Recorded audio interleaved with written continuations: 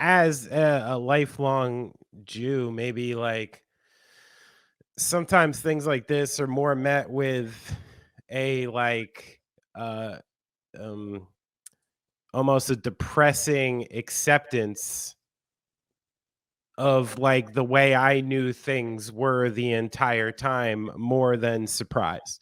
Mm. Like you don't have to live long in the world with the last name Horowitz to like understand where it comes from and how people feel about it, and kind of answering questions in the exact same way like Kyrie Irving does, which is like, I don't hate Jews, but, and there's always this extra thing, and there's always this like, and then I think it makes people have to remember that, it was like less than 70 years ago when somebody was fairly successful in almost eradicating Jews. There are still places you can go that people think that Jews have horns under their hats, and there's this diabolical stuff, blood in the water, sucking babies' blood.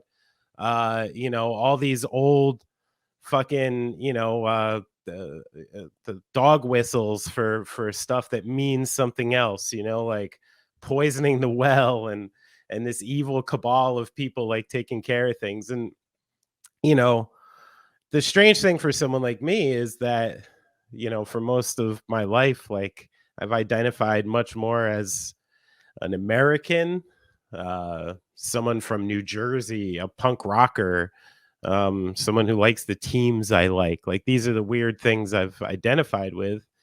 And then you just get these sobering realizations from time to time that like, oh, I'm not totally welcome here. You know what I mean? All the time. And there's this looming threat all the time of people.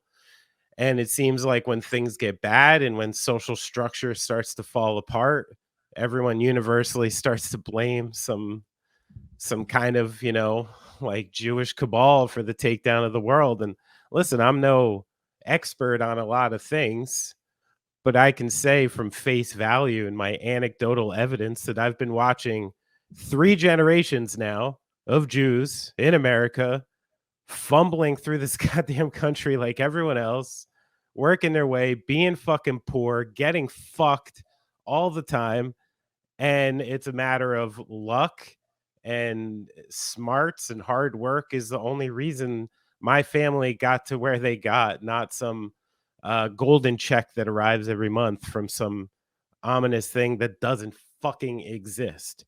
So, that's like just my personal sentiment off the bat is how frustrating that is. And, one funny part about it that I've had to reconcile is the fact that, like, I've sat down a couple nights this week, my normal time, 7 o'clock, where I want to like, all right, like 7:30, 8 o'clock, I can put on PTI from today and I can go into my NBA box scores and scroll around for an hour and fucking clear my head and, do that thing.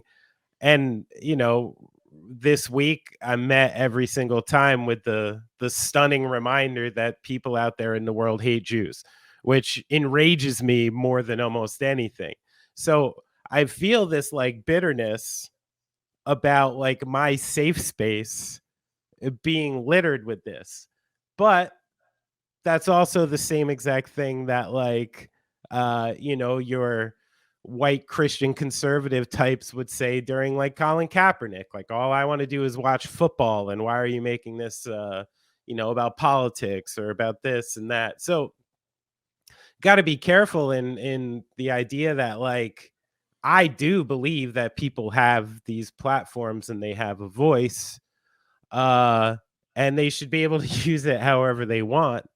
But the repercussions could and should be just the same if they're saying things that are, grossly untrue or dangerous and things like that. And if Colin Kaepernick literally got expelled from the NFL for doing the things he did, was raising an awareness to like an actual real problem that was fucking happening, not some conspiracy theory, literally got expelled from the league because of it, despite his talent.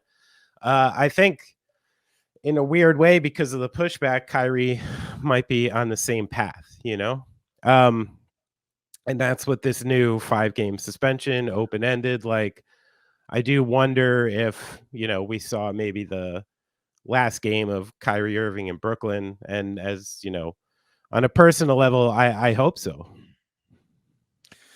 I think that this is a crazy thing because Myers Leonard last year, he was playing video games, throw out a expletive, a slur, claimed later to not know what it meant, and like just said it.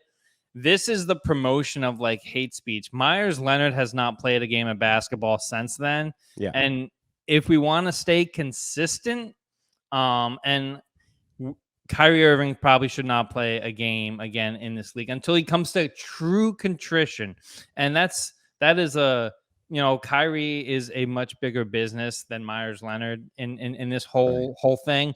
But what are we doing here if we're not holding people accountable? All of this time we've heard people talk about using their platforms for good and stuff like that, and the player empowerment, and led by Kyrie Irving saying that the players don't have enough. Well, this is ballooned to such a point where it's like he's almost like drunk with the power that he feels that he has, and he's just out here saying crazy stuff. So and then the absolute wild thing about this, I don't know if you heard the Nick Friedel press conference from over the weekend. And we had Nick Friedel on the radio on Sunday, like the day after everything happened. Mm-hmm. The confusion that Kyrie has about the media, what him putting something out there means, what him like tweeting something. If he says something out there, he doesn't think that that's promotion because he didn't make the documentary. It's like you didn't make Uncle Drew, but you're still in it and your face is still all over it. And that's a terrible movie. Well, I think this is when we're getting to the point, and I've heard some people make that point, where it's like now you're looking at a pattern of someone who is not just defiant, but like, incapable of saying they're wrong. Yeah. I did this. I can't do this. These people are right. I think he sees himself as some weird kind of like free speech martyr or something like that. And he'd be willing to say a lot of things to be able to keep putting himself in that position, But as you said it, the Nick Friedel press conference was all you needed to hear. And it was so unsettling for me, particularly as a Brooklyn Nets season ticket holder, a Jewish Brooklyn Nets season ticket holder who's been spending a lot of fucking money and time to this team over the years, like this is a real thing where I'm like, I don't feel good about going to that stadium. I don't feel good about rooting for this team. I'm already suckered into the fucking tickets for the entire year. Like what are people supposed to do when some guy is asked plain as day, hey, excuse me, Kyrie Irving, are you anti-Semitic? Yeah. Which just basically means that like, people should be allowed to say Jews. Like, let's say the real word of it. Do you hate Jews? Do you think there's a Jewish global conspiracy? He had the opportunity to, at least at the bare minimum, say that like, I made a mistake and no, I don't hate fucking Jews, but he couldn't do it. Yeah. He did the thing that racist people do when they're caught up in some racist shit. They go, oh, I don't mean that, but there's a little of this and there's some truth to this and there's this and and that shit never ends. Yeah. And those are people who can never draw a fine line to anything. And this is honestly one of the reasons where I'm disappointed not only in Kyrie Irving, I'm disappointed in his teammates, I'm disappointed in the Nets, and I'm disappointed in the league, because the second that was uttered in that press conference, that line got drawn. And these other players who use their voice so often were completely silent during this time. And this is where people talk about overrepresentation for Jews. Well, there's also a lot of underrepresentation in some places, and there's no Jewish voices in the league who could stand up for this and say this. But if there was, some person in a press conference who was like, no, I don't even want to start with the comparisons of this and that, but I do feel like it's a lot easier for people to get away, say, and move around in this idea of being racist towards Jews than a lot of other groups, and it's just like one of those things that people need to sit back and really think about how deeply, deeply anti-Semitic stuff is. I mean, dude, to the point, the Catholic Church was still publicly blaming Jews and the blood libel for the killing of Jesus Christ until the 1970s. There are people alive who think that Jews should be eliminated from the earth because of this reason. Like, we're not far removed from some really, really awful, dangerous, toxic shit. Somebody just mowed down a bunch of people in a synagogue not that long ago. And it's like, if you can't put these two things together, then I don't want to see your fucking ass playing for my team like ever again.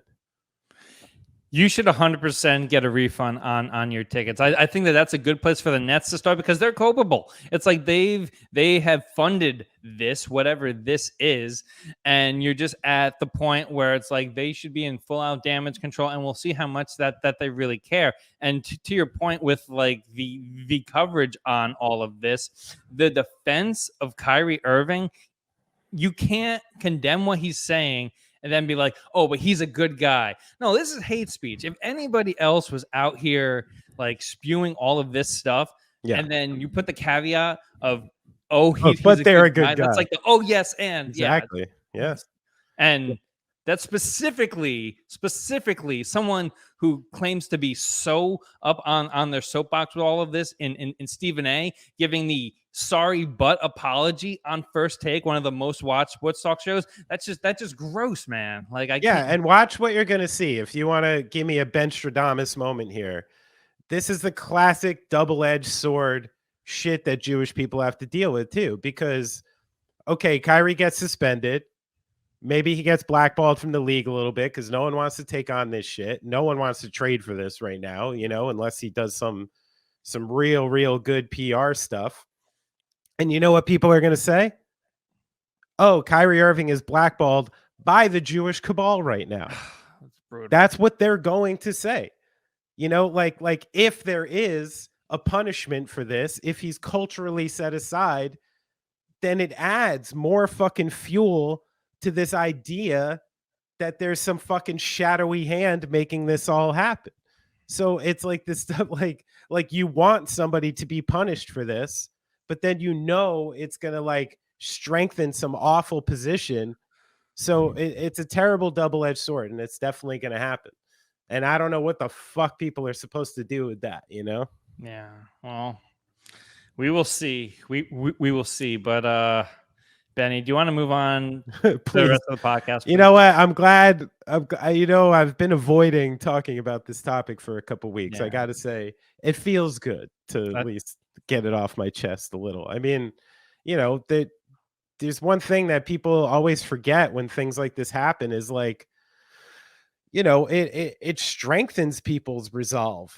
It doesn't make people back away and cower away. Like when this happens, I actually realize more. Oh shit, I'm Jewish. I gotta maybe find like other Jewish people, right? Like more of them, because I don't really know any around here. Maybe I should meet some, because like there are people coming, there are people looming, there are people who don't like us, and you need to like it's like this weird counter reaction that happens. And I try to do anything but promote positivity and peace in the world. Like that, it really means so much to me. But this is one of the most challenging things for me, like by far, is watching like what my family has gone through, knowing the fact that like, Jews are in entertainment in a lot of numbers simply because they were fucking expelled from almost any other major industry that would allow people to go into it. And then, it's the only one who has an overrepresentation that people are so fucking pissed about. I don't see people so mad about the fact that Irish cops are all over New York, and if you have the last name Gallagher, you're not going to get a fucking speeding ticket. I don't hear anyone being that mad about that, Denny. So it's such a deep thing, and it's so deeply troubling in a lot of ways, to the point that I'm sitting there on my steps with my wife last night being like, she's like, do you really think it's possible that like this stuff can happen again? And I'm like, you know what? I don't want to believe that. But there were also like 30,000 German Jews that fought in World War I bravely for that nation, and were expelled and murdered from it about 30 or 40 years later. So yeah, I think anything's fucking possible. I don't know. And that's the thing that Kyrie Irving doesn't understand or can't comprehend in whatever mental state he's in, is that when you say stuff like this, it's fucking dangerous. You're putting people at risk, and you're not putting people like me as much at risk, like a guy in his 40s who can take. I've seen these fucking synagogues loaded with old ass fucking people just going to talk to their God before they die, like leave them the fuck alone. And it drives me crazy. And I'm very angry, and I hope I don't have to see him play basketball anymore.